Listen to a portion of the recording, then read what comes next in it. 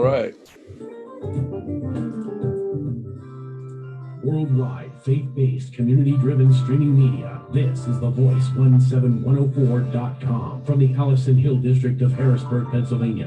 Now broadcasting community radio from Studio A and community television from Studio B on The Voice 17104.com. Welcome, my brothers and sisters, to the Richard James Show on 17104, The Voice.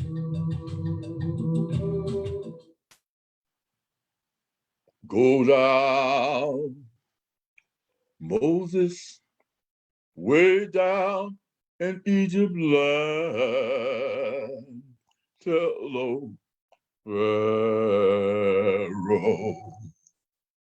to let my people go. Go down, Moses, way down in Egypt land. Tell Pharaoh to let my people go. Marcus Garvey. Some people refer to Marcus Garvey as the Black Moses. This is Marcus Garvey Part 2. We have a second half of a video that we want to show depicting the journey of one of our greatest leaders, Marcus Garvey. If you haven't heard the name Marcus Garvey, then let me tell you who Marcus Garvey is. Because I think for Marcus Garvey, even though he is deceased physically, his spirit and many of the things that he did remain. Marcus Garvey established what is called the Universal Negro Improvement Association. That was the name of one of the organizations that he established. And he's really the father of what I refer to as Pan-Africanism. It was Marcus Garvey's philosophy and approach to colonialism and slavery that helped to spark the creation of a free and liberated Africa. Many of the great leaders of Africa got their inspiration, if not their philosophy, from the late, great Marcus Garvey, because he wasn't so late back in those days. Men such as Kwame Nkrumah, Patrice Lumumba. There were many, many African leaders that got their spark from Marcus Garvey. He was a great man. And at the height of his popularity, the height of his movement, it is estimated that he had over 4 million followers around the world. Garvey chapters in at least 30 portions of the United States of America. Garvey chapters in Africa, South America, Central America. We're talking about the late, great Marcus Garvey. This is part 2. One of the things that we indicated to you in our last broadcast is just how sad that some of our leaders, so-called leaders, who are fighting to end what is called discrimination in our time, are so caught up in their own personal image, so caught up in their situation, their power, as opposed to our liberation, that they wind up attacking and trying to destroy other leaders. And that was the case with Marcus Garvey. Men that I have studied and have thought well of, I'll be honest with you.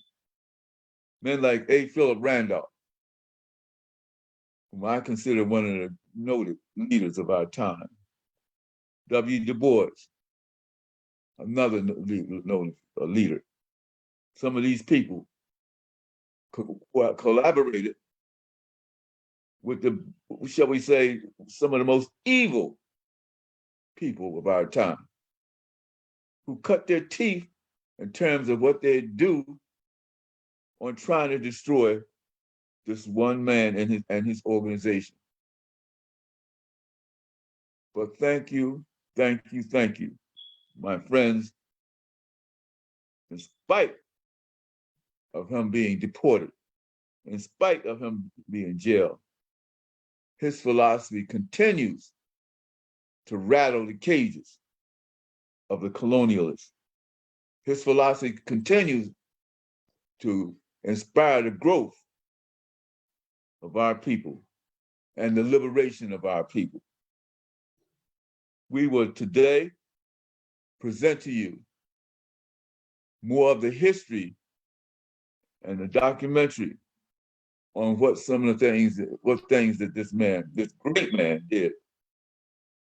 They tried to find something negative in everything that he did and everything that he presented. And in spite of that, he continued to grow. Some of the things are contained within this video. You will find out that in terms of economic development, we hear a whole lot of Black folks say, you know, I'm for enterprise. I'm for supporting Black businesses, but never buy a shoestring or anything else from that Black business. Words are cheap. If you're going to support Black businesses, support Black businesses.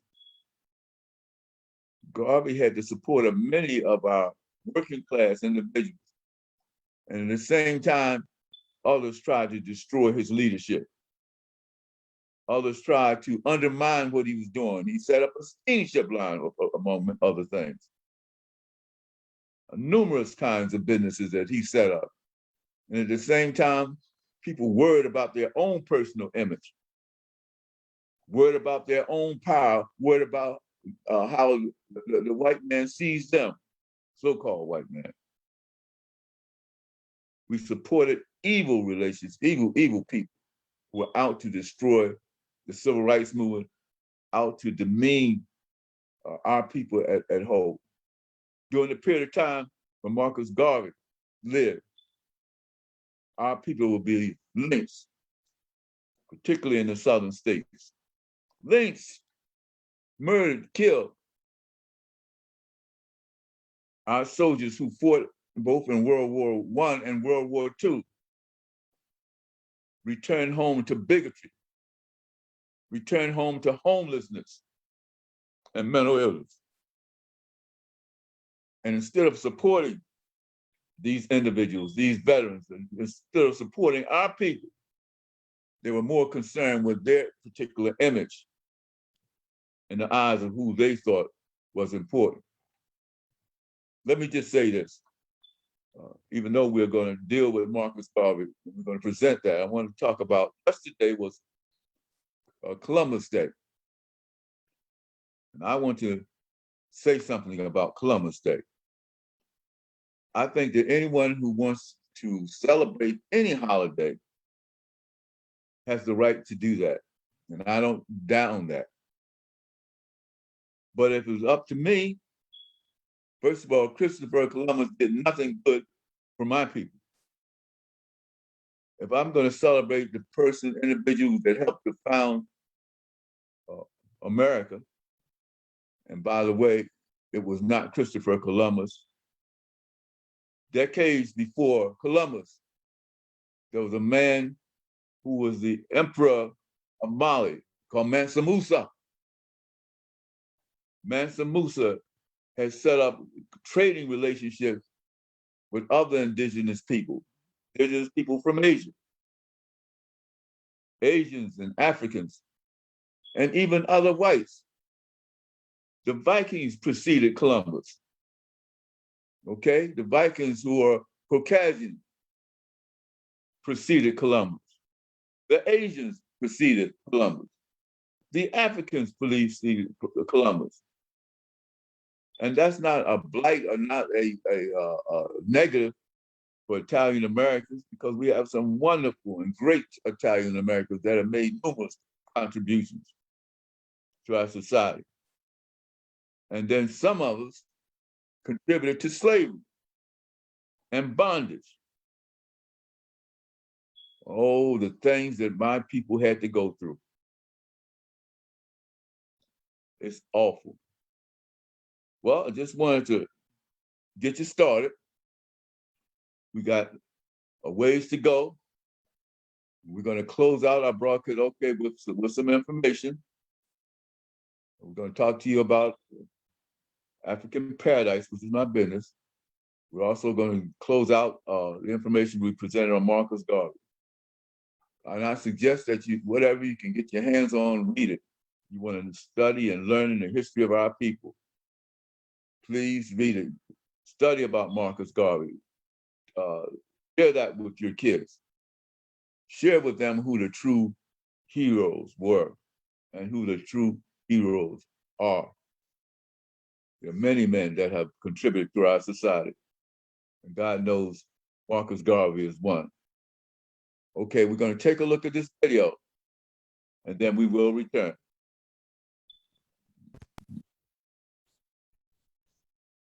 He made his own decisions, and he would rise or fall by the decisions that he made, because he was a supreme egotist. Volatile and secretive, yet charismatic and visionary, Marcus Garvey changed forever the way Black Americans looked at themselves and the world. He started something that became bigger than Garvey himself. He, more than any other figure in the 20th century, symbolizes the turning of the perception of Black people into something positive.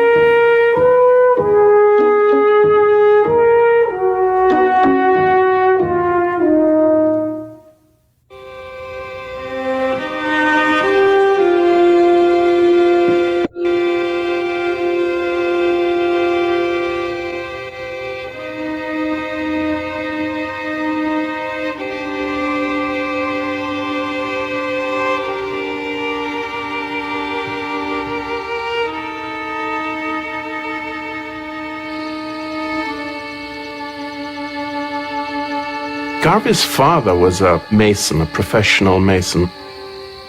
And among the things that he did was to create tombs for people in the St. Anne's Bay graveyard. He took Garvey with him to the graveyard one day, and they were digging this grave, and his father had Garvey go down inside the grave, but then he pulled the ladder up and left the child in the bottom of the grave. Garvey said that he cried out and his father wouldn't let him get back up out of the grave. He wanted to teach him a lesson.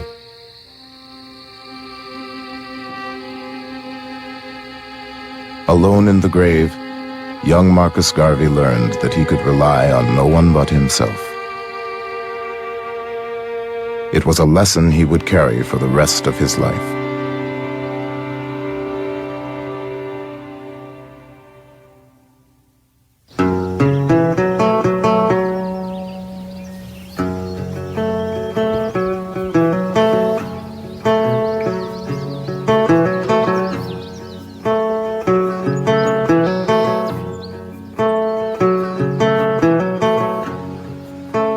Marcus Garvey was born in August of 1887 in St. Anne's Bay, a small town on the northern coast of Jamaica.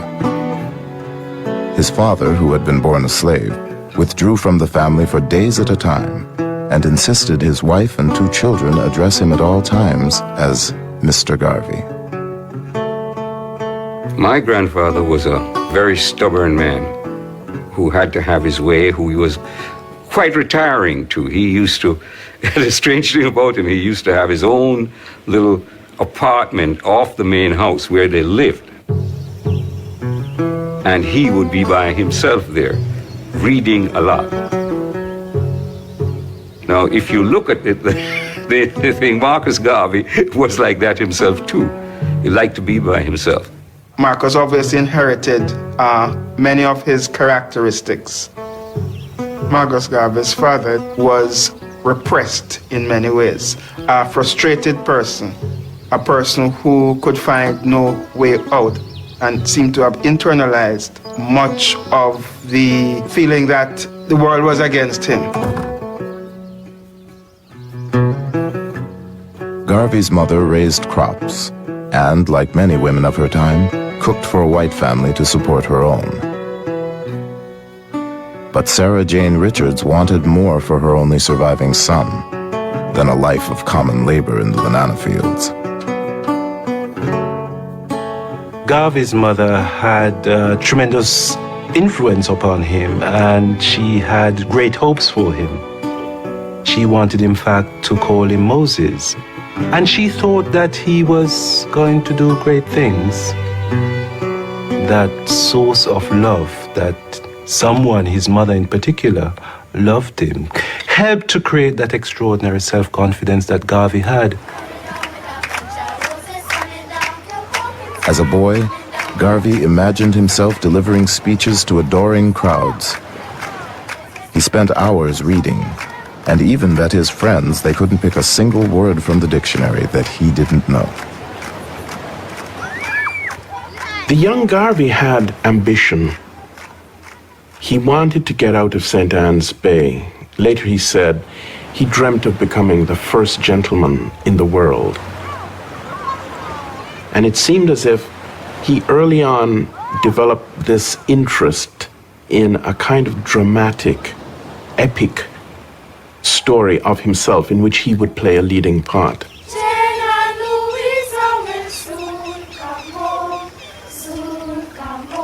But Garvey's grand ambitions were tempered by reality. As children, blacks and whites mixed easily in his community. One of his closest friends was a white neighbor, Joyce Reary. But as they became teenagers, her father put an end to the friendship. At the age of 14, she was sent away to England and told never to speak to him because he was a nigger.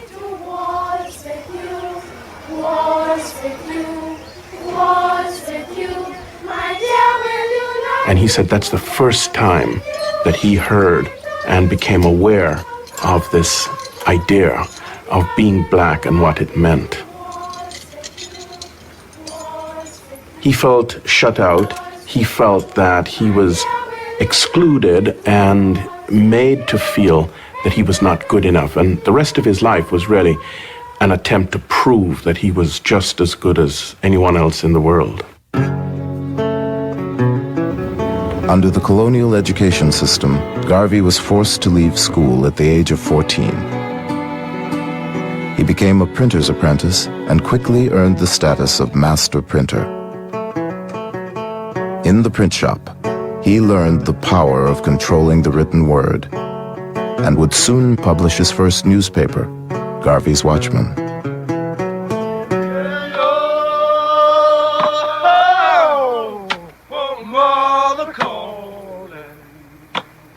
In 1910, 23-year-old Marcus Garvey set out on a journey through Central America. Supporting himself as a journalist and laborer, Garvey saw black workers harvesting plantations, loading ships, and building the Panama Canal. They were the power behind the economy.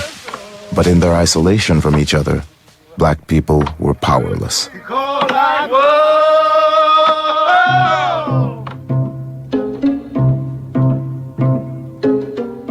In 1914, he came upon the book that would change his life. Marcus Garvey's reading of Booker T. Washington's Up From Slavery was an eye-opener to him and pointed the way to his conclusion, which remained with him throughout his life, that the situation facing black people was a global one. I was determined that the black man would not continue to be kicked about, as I had seen in Central America and as I had read of it in America. Where is the black man's government? Where is his king and his kingdom? Where is his president, his country, his men of big affairs? I could not find them, and then I declared, I will help to make them. My brain was afire. As he sailed for home, Garvey's grand vision for himself and for the world clicked into place. He would unify black people scattered across the globe, and he would be their leader. Back in Kingston, he attended a debate and noticed an attractive 17-year-old named Amy Ashwood. When Ashwood took to the stage and delivered a powerful political speech, Garvey knew he had found a kindred spirit.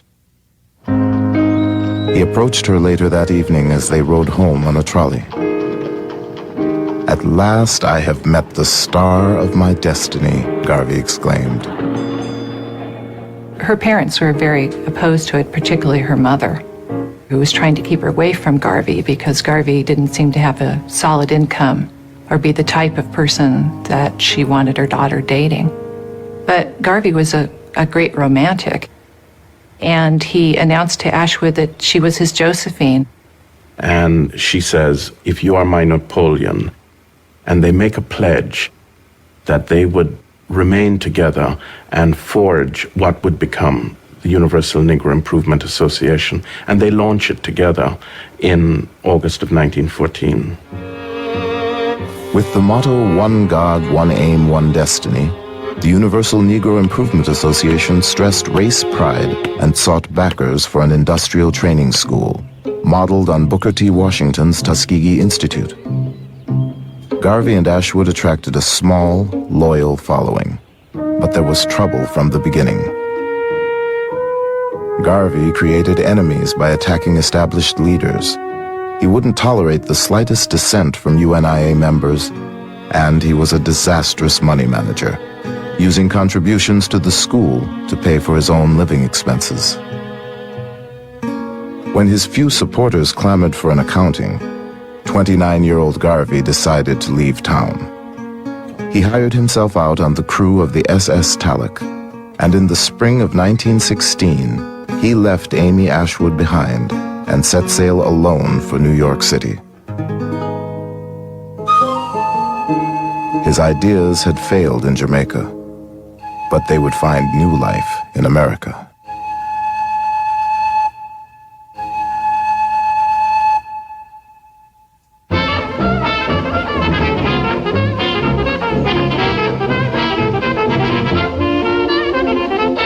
When Garvey comes to the United States, Harlem is a throbbing, bubbling, exciting place.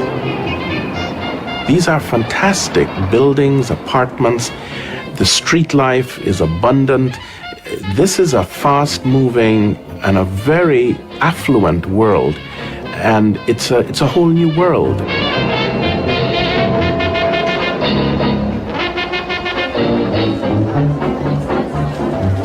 Garvey quickly found lodging with a Jamaican family in Harlem and got a job as a printer. He was not a wealthy person, far from it. Living in a sort of a hall, little hall bedroom was the kind of bedroom that was very popular in Harlem in those days. So he was in pretty poor financial shape. But the idea that he had, this great desire to build a great movement, sort of sustained him. A. Philip Randolph, editor of the influential Messenger magazine, heard about the young agitator from Jamaica and arranged for Garvey to deliver his first formal lecture in the United States. Garvey printed his own handbills, referring to himself as the Honorable Marcus Garvey. He painstakingly rehearsed his speech, just as he had as a boy. But when Garvey rose to address the audience, his confidence shattered. He spoke with a tremor and shook like a leaf. It seems that Garvey was anxious, he was nervous, he was heckled. he, at one point in his address, lost his balance and fell off the stage, fell into the audience. He literally fell on his face. What he had hoped would be a great sort of coming out turned into this humiliation. Crushed by the failure of his American debut, Garvey wandered into the Tabernacle Church of Reverend Billy Sunday, a white evangelist who attracted massive crowds to revival meetings. Billy Sunday was the granddaddy, the man who really created the 20th century revival figure, revivalist preacher figure in the United States. Garvey quickly takes on Billy Sunday's speaking style. Very athletic, very intense, moving a lot, and Garvey would refashion his oratory in keeping with the model of Billy Sunday.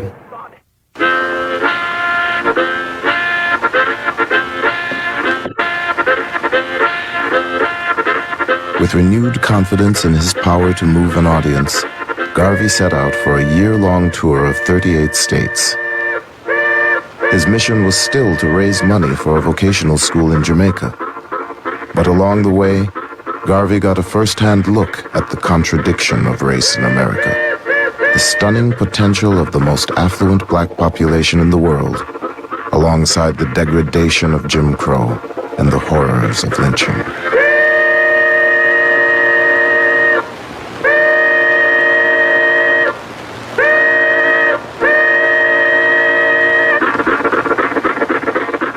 When we'd walk along the plank walks, they didn't have sidewalks in New Orleans at that time, but you'd walk along the plank walk. But if a white person came along, no matter who it was, a white child, a white man, a white woman, if they came along, you had to get off the plank walk and stand in the mud until they passed. He was oppressed and depressed and disgusted that you were born in the wrong race of people because of your color. Whatever was left, that's what you got. Only what was left. And we were at the lowest ebb at that time. The black people was.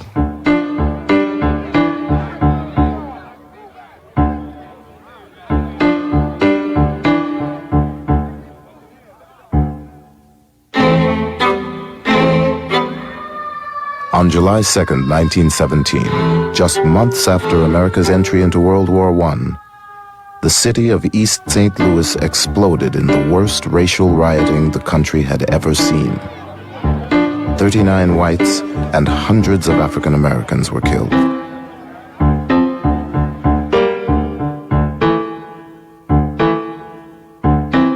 You have black troops going off to fight to make the world safe for democracy in April, and in July, you have black people being murdered in the most wanton and barbaric manner in East St. Louis, children being thrown back into flaming houses, people being boarded up in their houses before they're torched.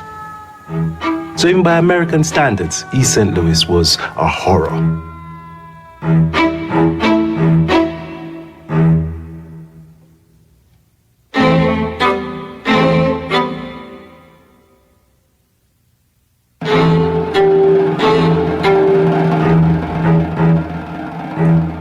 W.E.B. Du Bois, leader of the NAACP and supporter of integration, led a silent march in response to the massacre. But to Garvey, this was no time for silence. It was time for black people to get together and fight back. He spoke out at an emergency meeting in Harlem. The whole thing, my friends, is a bloody farce. That the police and soldiers did nothing to stem the murder thirst of the mob is conclusive proof of conspiracy on the part of the civil authorities to condone the acts of the white mob against Negroes. White people are taking advantage of black men today because black men all over the world are disunited.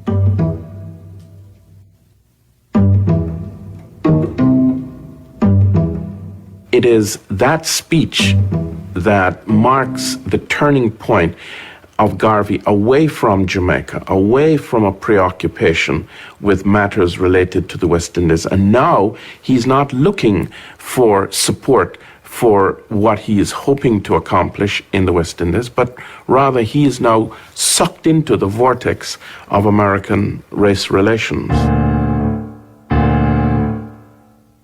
Garvey is deeply suspicious of the efforts of white liberals and of their black peers to bring about the integration of blacks in the United States. He, as a matter of fact, doesn't believe that it's possible.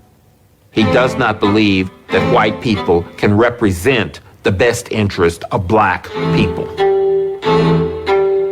Garvey opened the first American division of the UNIA in September of 1917. Just as he had in Jamaica, Garvey distinguished himself by calling established black leaders weak and self-serving.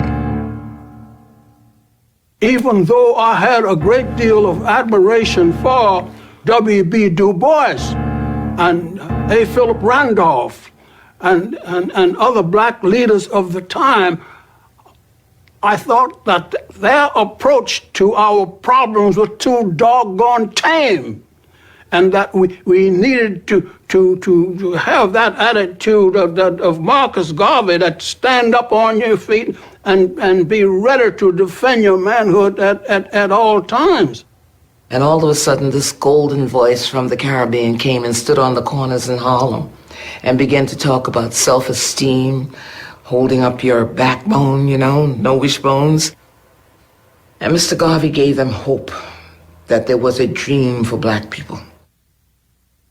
Garvey told black Americans that their history did not begin with slavery.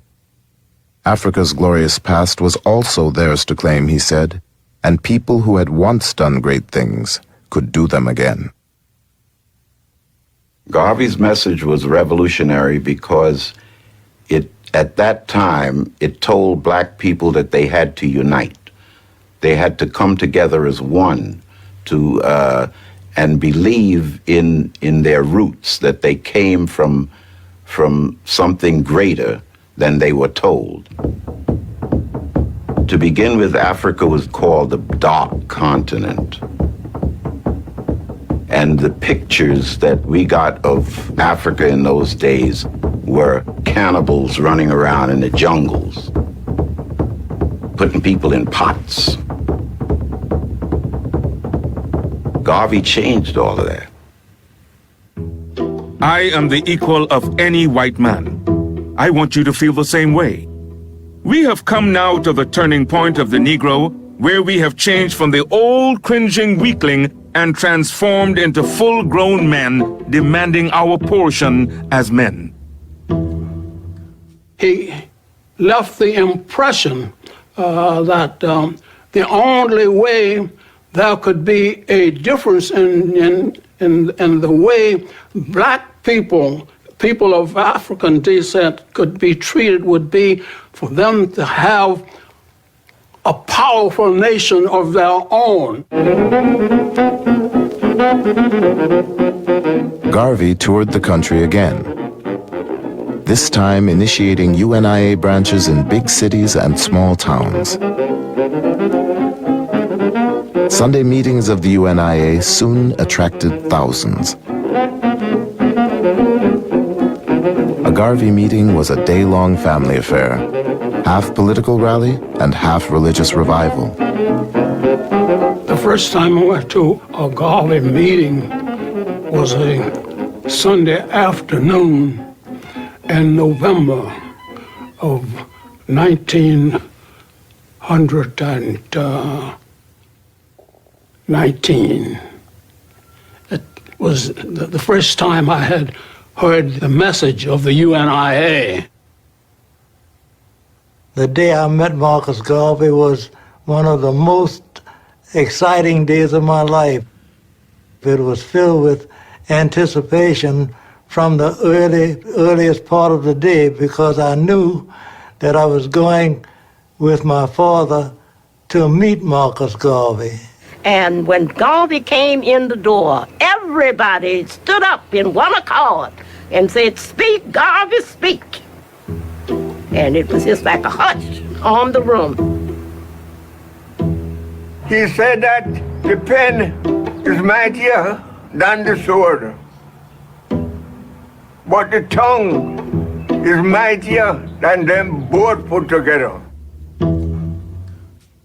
Before addressing the crowd, Garvey would inhale through a perfumed handkerchief to focus his concentration. The man who once shook like a leaf on stage could now hold an audience spellbound. When he spoke, it was as if you were speaking yourself. It was not like somebody speaking to you, but like he was you, or you was he. And it just was a connecting link, and it was something like fire, like lightning, like something that went through everybody at the same time. Be as proud of your race today as our fathers were in the days of yore. We have a beautiful history, and we shall create another in the future that will astonish the world. I can advise no better step toward racial salvation than organization among us. We have been harassed, trampled upon, and made little of because of our unfortunate condition of disorganization. Our racial program of today is a united, emancipated, and improved people. Garvey took black folk who were assaulted by a variety of very unfortunate and negative images of themselves and made them believe in themselves, made them see physical beauty in themselves, made them see the need to interpret and write their own history. In that sense, Garvey sold the Negro to himself. That was a physical statement that these uniforms and plumage made to the rest of the world, that we are Garveyites and proud of it. I saw that morning. My father at one point said that the organization would have been able to develop farther and faster if he had more women in the organization in comparison to some of the wimpy men that he had.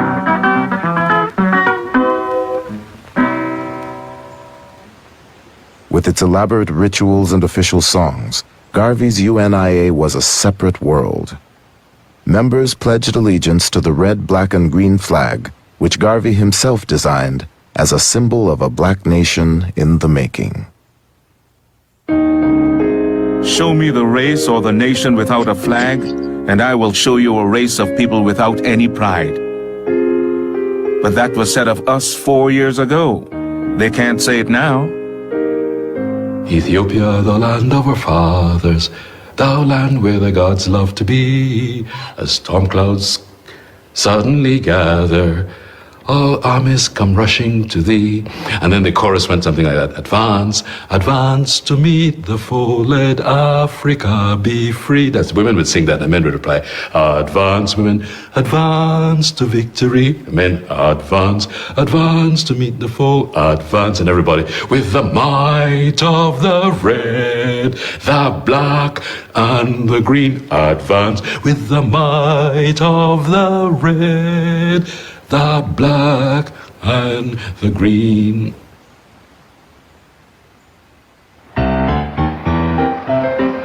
In the summer of 1918, Garvey set out to create a separate economy of black-owned businesses. First, he purchased a half-finished church building for use as UNIA headquarters and christened it Liberty Hall. Relying on the printing skills he'd learned as a boy, Garvey started the Negro World newspaper with a cover price of 5 cents. The paper carried essays, poetry, and articles on black history and world events. On the front page of every issue was a long editorial penned by Garvey himself. He distributed the paper with the help of Amy Ashwood, who had made her way to New York a year earlier. Then, to attract the dollars that flowed through black hands, Garvey created his first of many investment funds.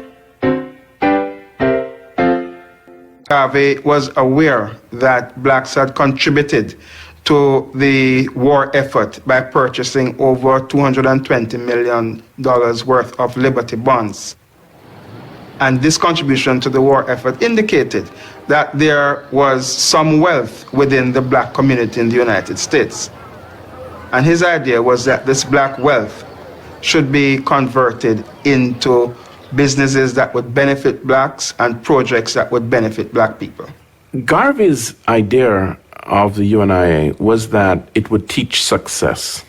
It was going to be a vehicle to communicate and demonstrate that black people could be successful. This idea of success was now translated into a whole series of commercial ventures: laundries, restaurants, newspapers.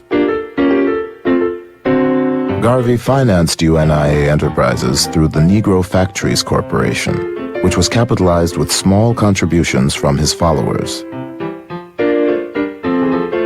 At their peak, UNIA businesses employed as many as 1,000 people in Harlem.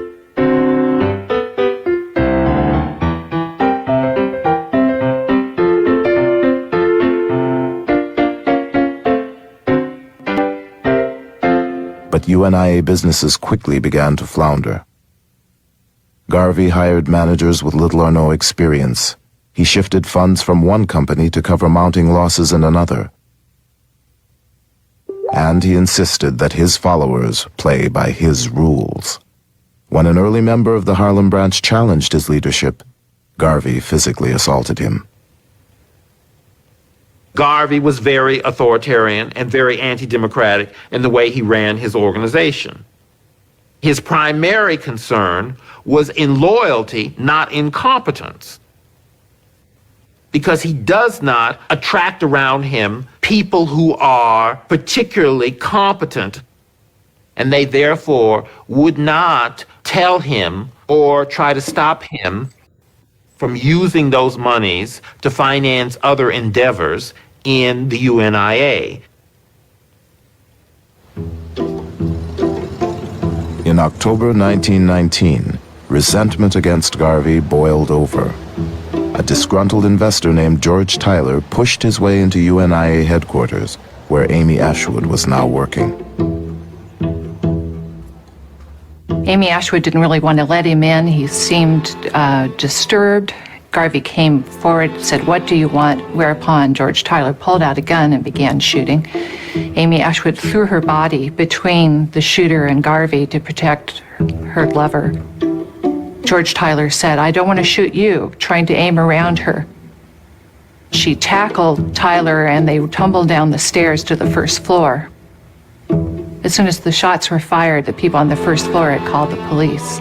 The police came, they apprehended Tyler and took him to jail in Harlem. And the news reports were that Garvey had been shot in the head, and it made a huge news splash. And that moment becomes the turning point, because Garvey survives 3 shots. The next day he had a big speaking engagement in Philadelphia, and he goes to Philadelphia in spite of the fact that he's been shot. He's bandaged, but he goes and makes his speaking engagement, and he now has this extraordinary sort of quasi-religious significance. He survived. He's invincible. By the end of 1919, Garvey claimed over 750,000 followers, and the Negro World was the most popular black newspaper in the United States.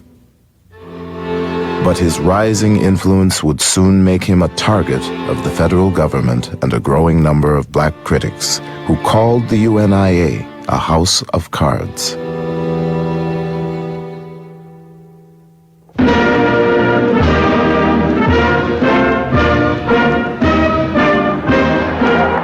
At the end of World War I, the war powers descended on Versailles to make peace and redivide colonial territories. From the seat of his self-styled empire in Harlem, Marcus Garvey argued that it was time to give Africa back to black people. Some said it was a ridiculous fantasy, but Garvey's slogan, "Africa for the Africans," reverberated around the world as his movement spread through the colonies. In Europe, Garvey began to be seen as a threat. The United States had worked with the British government during World War I, and they continued that after World War I with a focus on Garvey, because the British government was deathly afraid that the Garvey movement was going to spread revolution. They feared the hundreds of thousands of the masses of blacks under his influence. Undoubtedly, Garvey did stir up nationalism. I say this plainly and for everybody to hear. We are organizing to drive every pale face out of Africa. Do you know why? Because Africa is mine. Africa is the land of my fathers. We who make up this organization know no turning back. We have pledged ourselves even unto the last drop of our sacred blood that Africa must be free. Garvey's Negro World, now published in Spanish, French, and English, carried news of rebellion around the world. In Africa and the Caribbean, colonial authorities banned the newspaper. But with over 500 divisions of the UNIA in 22 countries, Garvey's message could not be stopped.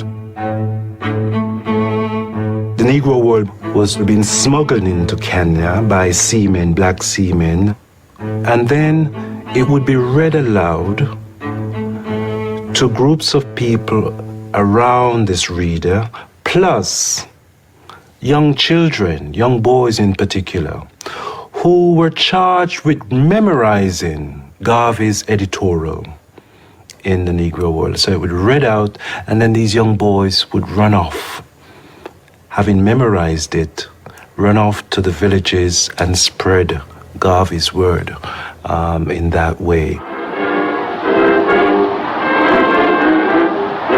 In the United States, black troops returned from World War I with high expectations for change. But they returned to a country that was not ready for equality, a country increasingly suspicious of radical political movements. In this unsettled climate, Garvey's appeal to disgruntled African Americans with military training sounded an alarm. Attorney General Palmer decided that there needed to be a special division of the Justice Department. He called it the General Intelligence Division.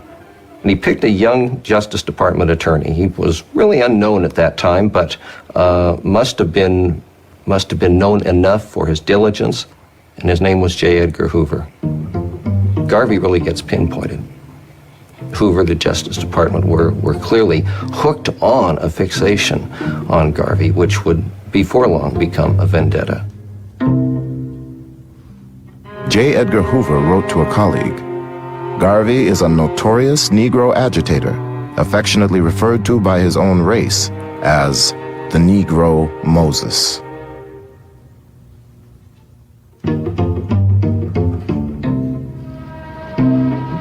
Hoover's agents were in the audience at Carnegie Hall when Garvey bragged that the UNIA would soon be strong enough to exact its own form of justice. When those crackers lynch a Negro below the Mason-Dixon line, since it is not safe to lynch a white man in any part of America, we shall press the button and lynch him in Africa. The agent reported that Garvey's address was met with great applause and much excitement. J. Edgar Hoover had long relied on casual informants, but now, in his determination to go after Garvey, Hoover hired the first full-time black agent in the Bureau's history. He was known by a code number. All his reports were signed 800, that was his code. And his job was to go into Harlem and to infiltrate the Garvey movement, to try and find evidence that could be used to build a legal case for ultimately getting rid of Garvey. Garvey rejected America. They could no more agree to and accept a militant rejection of America by blacks than they could accept a militant demand for full inclusion by blacks. Just as the government campaign against him escalated, Marcus Garvey unveiled a new business enterprise. It was his most ambitious venture, but would prove to be the most fateful. Get on board, countryman, get on board, lazy none, get on board, countryman, wine home on the Black Star Line, wine home on the Black Star Line. The idea comes to Garvey that black people need a shipping line. And he bases his idea on the fact that the Cunard family has the White Star Line and the Irish have the Green Star Line. And he says, why shouldn't blacks have the Black Star Line? So it is a vision of grandeur.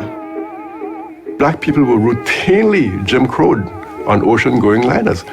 Black folk paying, say, for first-class accommodation often had to travel in third-class accommodation. Black people on ships had to eat after the white people had finished eating. So all of these problems Garvey was trying to address through a shipping corporation. His ships would carry more than passengers. Garvey envisioned commercial trade among black communities around the world, with produce, raw materials, and manufactured goods transported on UNIA vessels. The Black Star Line was in some ways Garvey's Empire State Building. It was this monument to black commerce in the same way that the Empire State Building was this citadel of white capitalism. And it represented the ability of black people to seize the day and to have their own economy.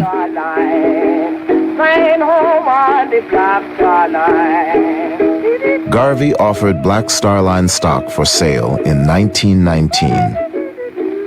Promising his investors liberation and large profits as they slept. My parents spent a small fortune in Garvey shares. They were $5 a piece in those days, which was a lot of money. And my mother had to remind my father that there was food and things to be bought because he was buying shares. And Daddy had those on his dresser. And I remember reaching out to touch them. And Daddy said, touch them and feel the power that the black man will someday know. Get on board, countryman, get on board, leave this land, get on. Just months after his first stock offering, Garvey stunned the world with the purchase of the Black Star Line's first ship. Let our steamship sail the high seas. Not one, not two, but hundreds of them. The stronger we become upon land and sea, the more will be the respect shown to us, and the greater will be the glory.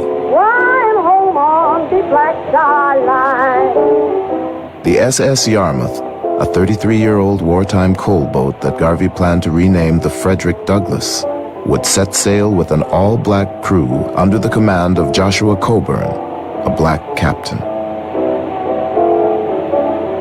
One bright November morning in 1919, Garveyites assembled on the pier at 135th Street in Harlem to witness the launching of the Yarmouth.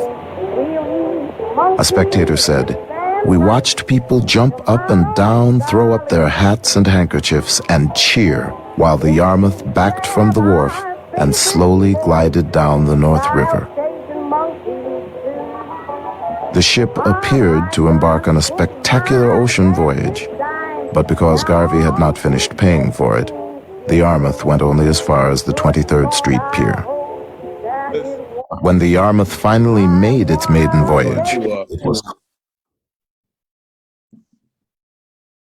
We're going to end the video right now. We're getting along in the show. Just to make a long story short,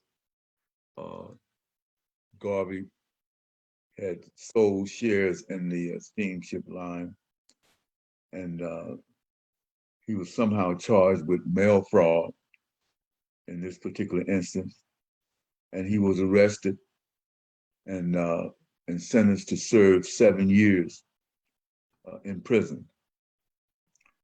He served 2 years and then was released. But after that, he was deported back to Jamaica. The reason J. Edgar Hoover was able to accomplish this was with the support of W.E. Du Bois, A. Philip Randolph, and Walter White, some of the so-called Negro leaders that supported and acted as agents for the government against Marcus Garvey. The mail fraud charges were absolutely false and were lies. The so-called Negro leaders had never seen a black man set up businesses, purchase a steamship line. Garvey has purchased 3 ships. And who do we know today? What black man do we know today can purchase 3 ships, set up a steamship line? Well, they went about the business of trying to dismantle Garvey's business, and they were successful at doing that. So Garvey left the United States and returned to Jamaica. He stayed there for a period of time, conducted some business there. Later went to London. He had chapters in London. He had chapters in Europe. He had chapters in Jamaica. He had chapters in various parts of the world. Garvey, looking back at the things that he accomplished, had the largest organization, black organization that we've ever seen. I haven't seen anything since. The number that I get is 4 million followers worldwide.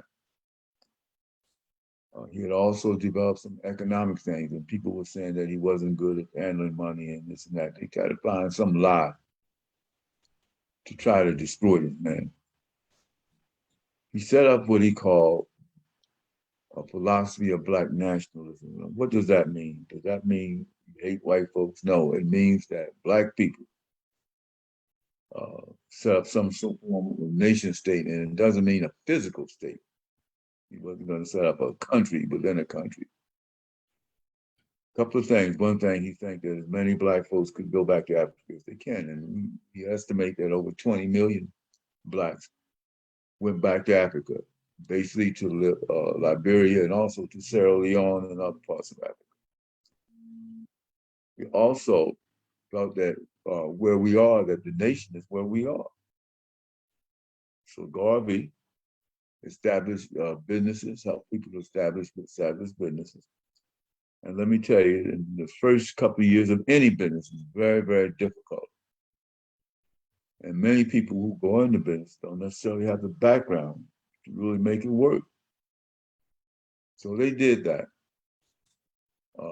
And he did that successfully. He had his own Black Wall Street up in Harlem. He had, of course, chapters in other cities, in Washington State, for example. There were Garvey chapters in the South. 30 chapters throughout this country, and more chapters throughout the world. Because of the concentration of J. Edgar Hoover and the FBI and the United States government to destroy this man, not seeing the positive things that Garvey had created, not seeing the fact that Garvey was successful with some of the things, he couldn't do anything but help this country. At one point, they said he had over 1,000 employees working in businesses, working in the steamship line. This man could be a positive thing for everyone. The more success he had, the more success our community had.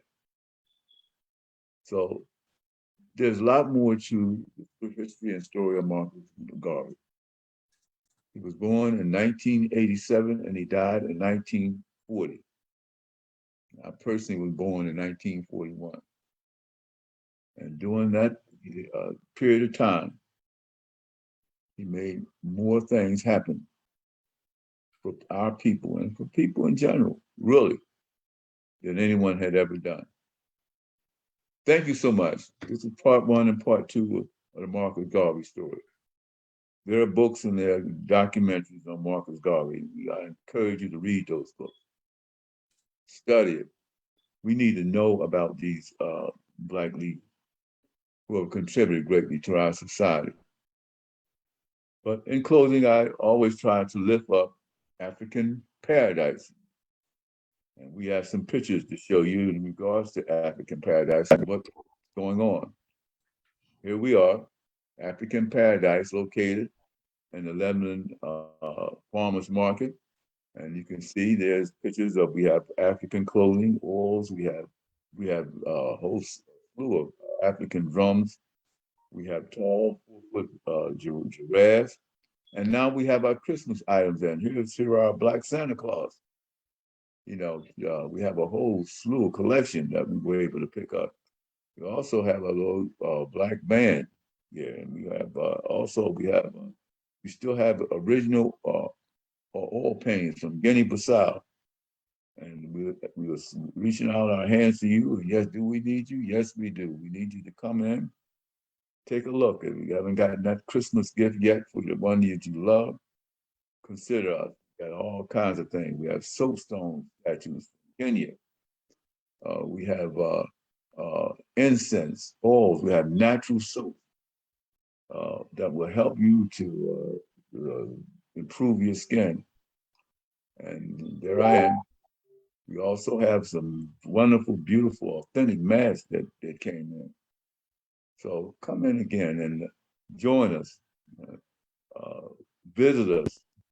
We look forward to seeing you at some point. And so we're getting down to the end of the show.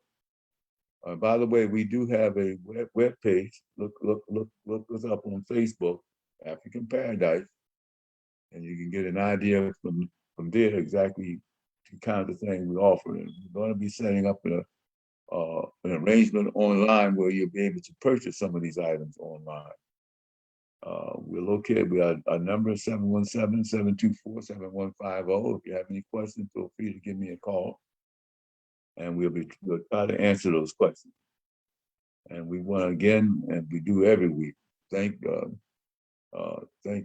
Chris Thomas and his wife and his family being supportive and creating the voice and continuing to put us on the air and give us an opportunity to uplift this and this. Lots of other wonderful programs that you can find on them. Listen to them. Okay, God bless you. May heaven smile upon you. And I always try to lift up my good friend Olin Harris and Toby Young, your friends and your neighbors. And I want to say so long till next week. This is Richard James Show, signing off.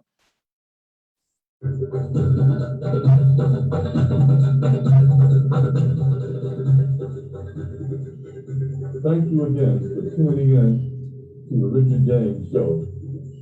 Our African and our African American programs are set up to educate you on what's going on in this world. And thank you for taking out the time to listen. Let's hear from you sometime also. So this is your neighbor and your friend signing off. And so I'll see you again next week and hear from you again next week. So long. God bless.